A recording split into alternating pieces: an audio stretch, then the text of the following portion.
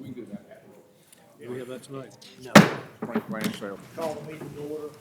Dear Heavenly Father, we thank you for this day and the city in which we live. Guide us this evening as we make our decisions. In Christ's name. Amen. Amen. This is the February 25th, 2025 regular meeting of the Newnan City Council. You have the minutes from the regular meeting of February the 11th, 2025. I'll entertain a motion. We adopt So moved. Second. Motion is second. We adopt the minutes as presented. Any discussion? All those in favor indicate by saying aye. Aye. Like sign. Carried. Thank you. The next item of this appointment is mine. I need that on the next agenda, please. Ms. Jenkins, would you introduce that? Sure. Thank you. The members of the Newnan Council are required to come to one meeting each year so that they can see how we do things and report back to their group. And so we have some of them with us tonight. We have Kate Sears, sophomore, Newnan High School. Please stand. We have Macy Bohannon, junior, Newnan High. Sarah Helen Zachary, junior, Northgate. Thank you all for joining us tonight. Thank you for being here, and thank you for being part of the council. We appreciate it very much. Okay, next item on the agenda then, city manager, do you have anything this evening? I don't have anything this evening under new business. This is consideration of a contract award for Newnan Crossing bypass turn lanes. Mr. Clark, how are you? I'm good, Mayor and Council. Good. We are asking that you award a contract to Summit Construction and Development Company for the construction project that will extend the turn lane from Newnan Crossing Bypass to Bullsboro at the Chick-fil-A, and at the other end would be from Newnan Crossing Bypass to Lower Fayetteville Road. The low bid was $955, $617.94. They vetted and they're pre-qualified with GDOT, so we would recommend that. Questions of Mr. Clark? Is there a motion? I'd like to make that motion. Second. Motion is second. We accept the staff's recommendation for contract award of Newnan Crossing bypass turn lanes to Summit Construction and Development. Any discussion, questions? All those in favor indicate by saying aye. Aye. Opposed, like sign, motion carried. Thank you, you. Mr. Clark. Mr. Craver, it looks like you've got consideration of resolution to support FY 26 through Georgia Department of Transportation, the TAP. Yes, sir. Mayor Brady, members of the council, the city of Newnan was made aware of potential funding source known as the Transportation Alternative Program for, as the mayor stated, FY 2026 to support design and construction of additional link facilities. As shown in the attachments above and on the screen, this is a section we refer to as Link Section 5 and Link Section 7 in the adopted master plan that you guys worked on in 2017. This effectively connects the back of Walmart on Newnan Crossing Boulevard East all the way down to Piedmont Newnan Hospital. There's existing side path there. For those of you who are out and around and travel there, you probably can, in your mind's eye, understand where I'm talking about. The reason why we're going after this funding here is we were made aware of it by our on-call engineering firm, and they believe because of its connection to existing trail facilities, as well as, schools, residential neighborhoods, commercial centers, employment centers, and healthcare facilities, there's an opportunity for us to gain these funds. I think it'd be quite a strong application. I do want to take a time to note that the other sections we've talked about as a group that would take us west out of downtown from First Avenue Park up towards Boone Drive, connected to Newnan High School and through Newnan Utilities Carl Miller Park, those will be ahead of this, so that we're not replacing one for the other, but this funding source came available to us, and we believe that it's competitive in concert with our on-call engineers. And so it's a matching program. It's an 80-20 match program, and so it'd probably take a few years. Being GDOT funding, we have to follow the GDOT process, and there's some environmental review and et cetera, et cetera. And so I can answer any questions you have that may be very more specific than what I've already mentioned. What's the sir. estimate cost-wise to do that? Right now, the estimate we have, conservative estimate, is about $12 million all in. $12 million. For that part? Yes, sir. There's some assumptions in there. There's some assumptions for right-of-way, environmental review, other items that we just don't know at this point until we get further down the line in design. Yes, sir. Any other questions? Well, that's mine. Is there a motion? So moved. Second. Thank you. Motion is second to approve the consideration of the TAP funding, a resolution, actually to adopt a resolution. Any discussion? All those in favor indicate by saying aye. Aye. Like sign. Motion carried. Thank you. The next, looks like Mr. Craver again and Ms. Kelsey, maybe. Yes, on sir, the and we may call, consideration I'm of sorry. ordinance To amend the code of ordinance, alcohol, chapter 3, alcohol beverages, and provide regulation of distilleries and manufacturers.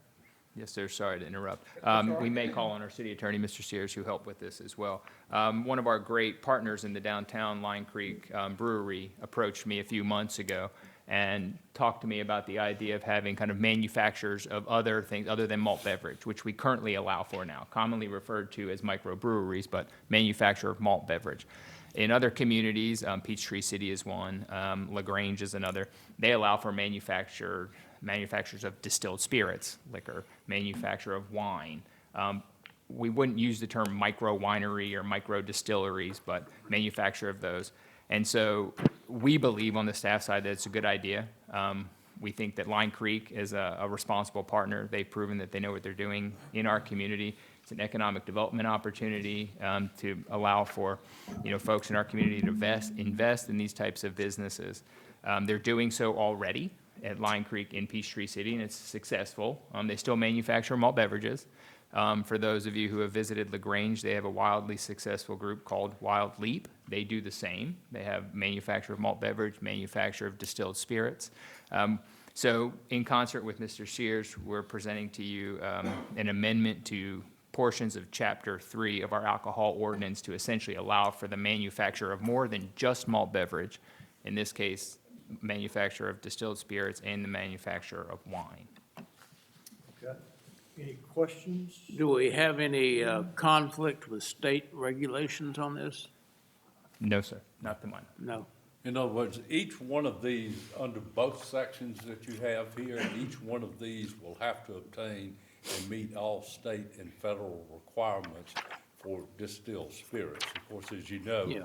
malt beverages and wine is a little different than what you have. Now, what this does do, as opposed to the microbreweries, it does raise the level of the number of gallons that they can produce and have on site at one time.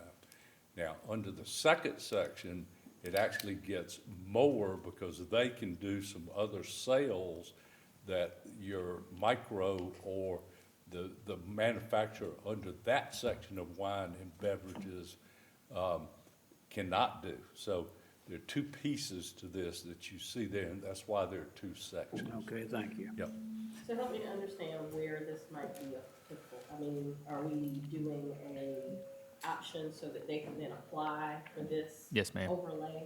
Yeah, well, they would obtain a license to manufacture. They currently, we'll use Line Creek as an example. They currently have a license to be a microbrewery, a manufacturer of malt beverage. They could apply for an additional license to be a manufacturer of distilled spirits. And then they would manufacture, pick one, vodka, rum, something. They would distill something there on premise, and they would sell like they do their malt beverage to customers that visit there. So it could be like in a can or So what something. if, say, I don't know, one of our businesses on the square wanted to do that as well? They'd have to go through the same process? Yes, ma'am. Or is it just because they have distillery already that I'm trying to understand who can apply for this and may successfully be able to get it? Anyone who wants to manufacture. Yep. So this So it is could be not another. retail sales. So that now as to where location-wise That'd they be can next. set, that's what Mr. Craver has in his next section, because right now, we don't permit them under the zoning ordinance. So it's a two-piece thing, is that you have to approve these changes to the alcohol ordinance and then refer it to the planning commission to be able to locate, Gotcha. if that. That helps. Yeah. Wouldn't that apply to Abide also if they Yes, sir. wanted to do that? Mhm. If through the process, if you approve the council's, or I'm sorry, the staff's recommendation to refer this to the planning commission for where you would locate it by land use, if that was something you wanted, that it could be located in a industrial zoning classification, which is where Abide is now. Like I said, that seemed like a good place too. I mean, I understand the retail location down there, provide that, I think they have That's right. retail sales there, They do. plus they manufacture and distribute from there, right? We currently allow for the manufacturing of malt beverage or And microbrews in distribution. industrial, and then also in the central business district. Yep. Recommendation from staff would be the same, to keep that. It would just allow for manufacture of distilled spirits and manufacture of wine, adding those two. I make a motion that we forward it to the planning commission. Well, it's what, What, no, No, you got The first ordinance on alcohol. That's right. And then the second item is to refer. Okay, this excuse me, first, what we're doing now is an ordinance, so the motion would be to adopt the ordinance. I make a motion, we adopt the ordinance. Correct? Second. Okay, motion second, we adopt the ordinance as presented. Any discussion? Any further discussion? All those in favor indicate by saying aye. Aye. Opposed, like sign. Motion carries. Now, the next item, the consideration of initiating a text amendment to the zoning ordinance on language used to describe alcohol beverage manufacturers. Got Mr. Smith's name on this, but it's Mr. Craver. We discussed this. Yes, sir. Does everybody understand the apparent disconnect here? Yeah. But that we're trying to connect. Everybody gets what we're doing, okay.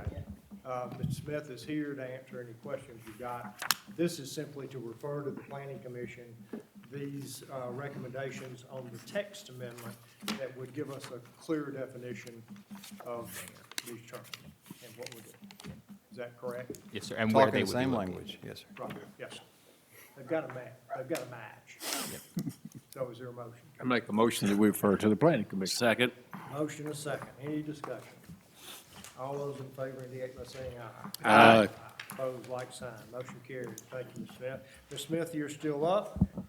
We've got unfinished business, moving into that portion of the agenda.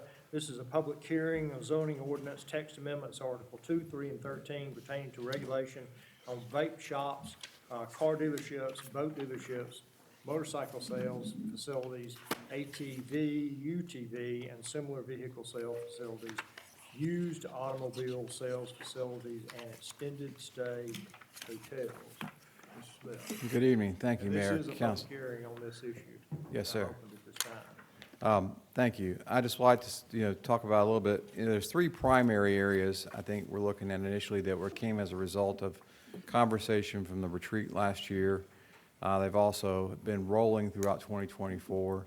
Most recently, this body adopted a moratorium on new car dealerships, vape shops, and extended stay hotels to give the Planning Commission an opportunity to delve a little bit more into the specifics of restrictions and regulations they thought you all might like to see. So we come with you this evening with those suggestions from the Planning Commission on those three things. A related but kind of unrelated issue that came up in the Planning Commission was pertaining to the sale of like similar things to new car dealerships. The Planning Commission felt that if we put restrictions on new car dealerships, what would stop a used car dealership for like CarMax or Atlanta Luxury Motors size-wise to go in, because currently it's allowed without any sort of oversight, no particular public hearing, no particular board would look at this, maybe look at design guidelines, look at where it's being impacted. So as a result of that conversation with the Planning Commission, we have these other suggestions for you to consider. That you look at used car dealerships, recreational vehicle sales, boat sales, sales of UTVs, ATVs, and similar motorcycle sales to be special exception type uses, requiring a board to listen, the public would be engaged, and to have some sort of oversight into the design, look, and how these would play into the community. So that's what's before you this evening, and be glad to answer any questions you may have. Ladies, gentlemen? Anyone? This is a public hearing on this ordinance, the ordinance text amendments. You've heard Mr. Smith. If you're here this evening to participate in this public hearing, this is your opportunity to come forward and say your piece regarding this issue. Okay? Seeing no one come forward, I'm going to close the public hearing at this time, unless council members have something to say they want to say in the public hearing. I do. I just wanted to ask a question. The extended stay, what's the difference between this and what we have now? I was trying to Okay, Compare be and glad to contrast. answer that question. Currently, extended stays aren't regulated separately from hotels and motels. And so depending on the zoning district, they're an allowed use. For example, when Stay App Suites off McIntosh Parkway decided to build their extended stay, it's zoned planned development commercial, and it adjoins and abuts a residential community. It was allowed outright. There was no requirement for us to put any sort of conditions on that particular use. There was, I think, a zoning buffer between commercial and residential, but in terms, like we're suggesting, a 300-foot distance, there was nothing like that. So extended stay hotels are not regulated as an entity in and of themselves currently. And we're doing that in this. That is the idea, yes, ma'am, that's the goal. All right. Okay. Anyone else on the public hearing? We'll close the public hearing at this time and ask if there are any comments or questions from the council regarding this. Is there a motion? I make a motion, we approve the amendments as proposed. Second. Motion is second. We approve the amendments as proposed. Yes. Set plan. Mr. Mayor, we need a motion to accept Planning Commission's recommendation. The recommendation, I'm sorry. I'll make that motion to accept the Planning Commission's recommendations. Thank you. And second on that.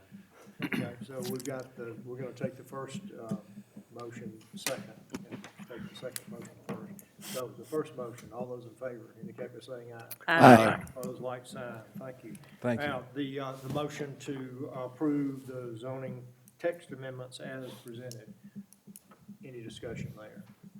All those in favor indicate by saying aye. Aye. Opposed, like sign. Motion carried. Thank you, Mr. Mayor. Appreciate it very much.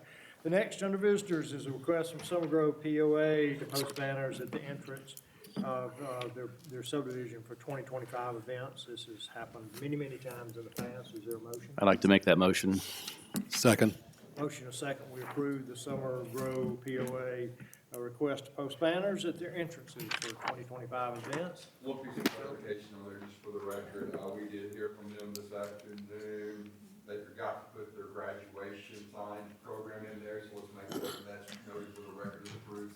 Okay. I'll amend mine to include that. Thank you so much. Amended second. Yes.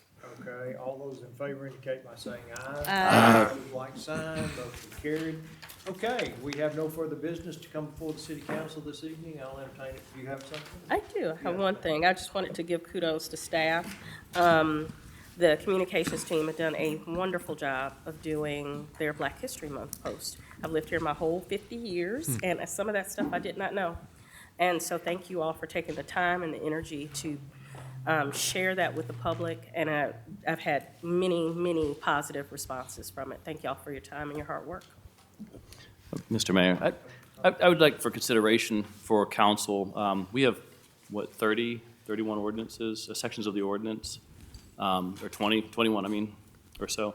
If we could direct staff to, maybe once a year go back, because over time, we kind of patchwork our ordinance together, and it kind of becomes a patchwork quilt. Just kind of take a section, one section a year, and it would put us on a 20-year cycle roughly. But to go back and just clean it up, make it smooth, make it, readable, easy to understand. And I think that would do a good service to not only our community, but it would help us and staff understand it better. So it's clean, it's easy to read, and just a better product. I appreciate your comment. Thank you. Anyone else? Now, is there a motion to adjourn? So moved. Second. Motion is second. We adjourn. All those in favor indicate by saying aye. Aye. Opposed, like sign. Thank you, ladies and gentlemen. We adjourn.